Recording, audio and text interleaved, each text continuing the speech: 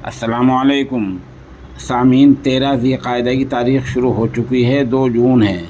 ख़बर का उन्वान है RSS कारकुन गिरफ्तार। मामला रियासत कर्नाटक का है। ख़बर तफसील से सुनिए। सूबा कर्नाटक के ज़िला रायचूर के रहने वाले RSS कारकुन राजू को पुलिस ने गिरफ्तार कर लिया है। इल्ज़ाम यह है कि उसने मुस्लिम ख़वातीन के ख़िलाफ़ गलत पोस्ट अपलोड कर ली थी। ये पोस्ट जैसे ही सोशल मीडिया पर वायरल हुई तो मुस्लिम समाज के लोगों ने ज़बरदस्त मुज़ाहरा किया और थाने का घेराव किया और कहा कि इससे हमारे जज्बात मजरूह हुए हैं, इसलिए राजू को गिरफ़्तार किया जाए। बहरहाल पुलिस ने मुज़ाहरे के बाद उसको गिरफ़्तार कर लिया है। ये वाक़या ज़िले के कस्बा लंका सोगोर में हुआ है।